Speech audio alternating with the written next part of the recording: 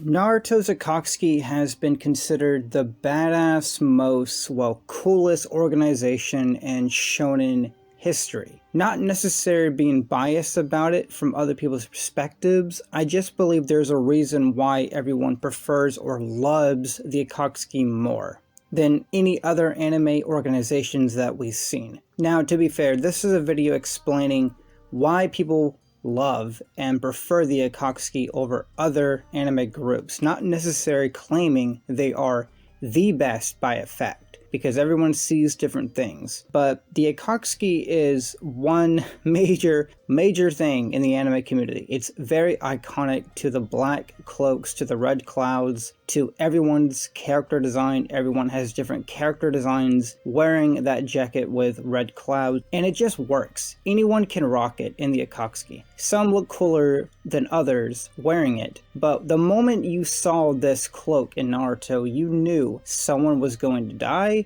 or someone was going to be defeated very, very badly, or nearly killed. Anytime you hear the Akatsuki theme playing with the Akatsuki members wearing those black jackets with red clouds on them, you knew some shit was about to happen.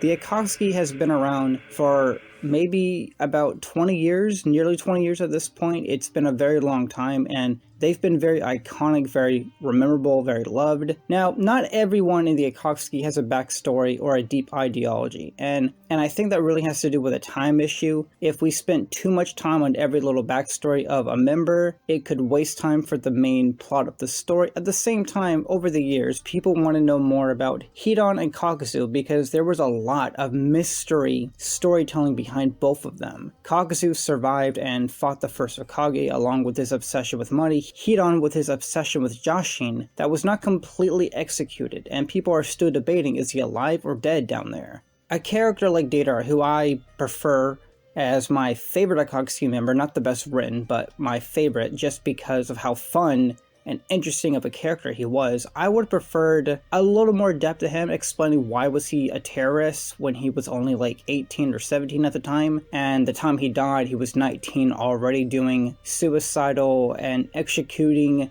every dangerous mission that he could by the Akatsuki at the age of 19, and even younger when he joined. And it makes me wonder what made him go down this dark rogue path at his age. He was already a terrorist bomber when the Akatsuki found him, when Pain or Obito had an interest in him. So much mystery, but that still doesn't justify how much they are loved, even to today. Not every backstory was given to the Akatsuki, but it didn't stop us from loving them. It didn't stop us from believing they were the most badass organization out there. It's just some Akatsuki members had more depth than others, such as Hitachi, Pain, maybe even Conan a little bit with her connection with Nagato and Jiraiya. You also have Sasori, who people believe that he died too soon, which I'm on board with that. At the same time, I do like how he went out. But on the other hand, I wouldn't mind if he was around a little bit longer, I'm not gonna lie. Kasame is a character that people find very badass and unique, but the problem with Kasame, he never really had a real character, and the fact that his backstory was given to us right before he died, and after we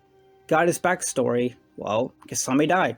That was it, nothing. And it felt a little bit empty. So you can tell that the Akatsuki doesn't have this perfect history. There are some issues of people believing some of their deaths were not executed right, some of them were very unfair, and some of them just didn't make sense to people. So even if the Akatsuki is very iconic, you can still understand why people have some issues with Kishimoto's writing of how he handled certain members. Nagato/Pain is one of them. I love his death. At the same time, I've been very open. I wouldn't mind if Nagato/Pain lived in the war and got involved and met Madara and fought with Obito a little bit. I could see some more depth in Nagato/Pain's character in the war arc if he lived that long, but at the same time, I like how he went off, had an understanding with Naruto. I don't think he should have died there, but it is what it is. The Akatsuki has given us so many badass fights, to Sasori versus Sakura and Greninchio, Naruto versus Pain, Pain also fighting the tailed beast itself within Naruto. You also have the very iconic Deidara versus Happy Sasuke with the strategist battle and the thinking and the planning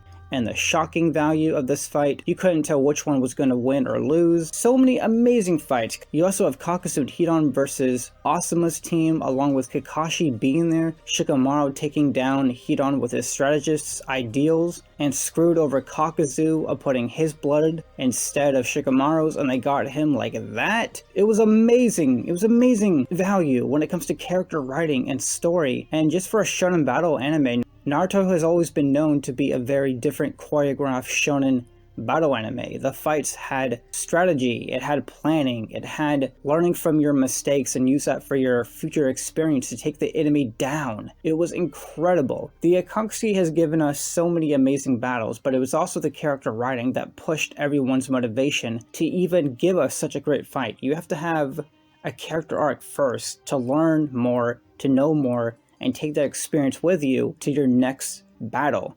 And that's what made the Akatsuki so amazing.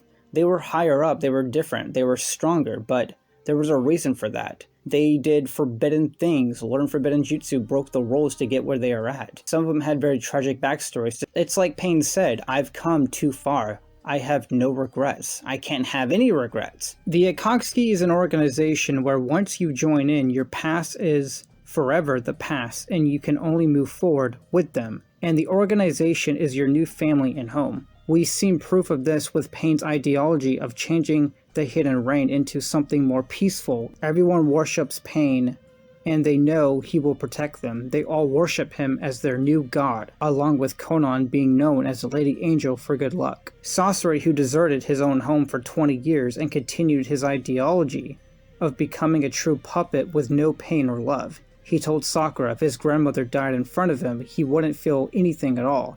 He truly believed he reached his peak point of puppet creation, a body that never decays or feels anything at all. Kisame, a character with a small backstory, but it was still clear enough for us to understand him. He believes this entire world is covered in shadows and lies, and you cannot escape it wherever you go. Kasami believed in the infinite Tsukiyomi. Approached by Obito, he left his hidden mist village past behind and joined the organization to start all over, and was hoping to go to this dream world of no more lies at all. Mostly everyone in the Akatsuki had a troubled life, but they all had reasons to be in the organization, while some of them were forced to be in the organization.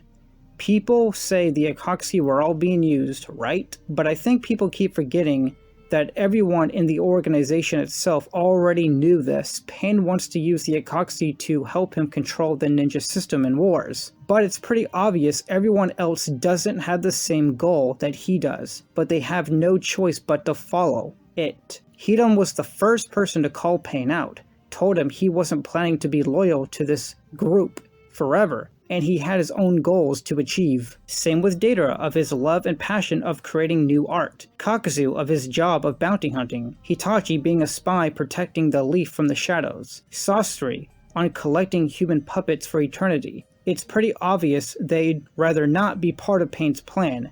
They'd rather all focus on their own goals, if they could, but if Pain's plan was executed, they wouldn't have a choice. So I really do wish Kishimoto gave everyone their own personal journeys outside of their missions. What makes this organization so damn iconic is everyone's favorite lines. Everyone in the organization had a special jutsu or a dialogue that's been handed down by our memories, such as Deidara with "art is an explosion," Hitachi, "you're already in my genjutsu," and this one is very iconic, Pain's with "no pain," or "this world shall know pain," Sasori's "art is true beauty that lasts forever," Hidan with "Lord Joshin, and you all shall perish, you heathens."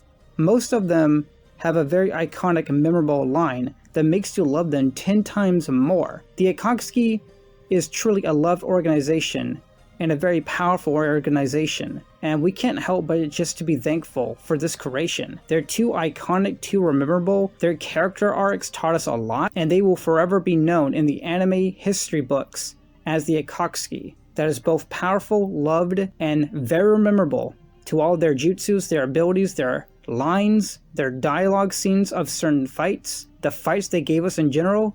You can't replace them. I'm Delix, subscribe if you want, and stay the Akatsuki weird. Have a good night. Bye.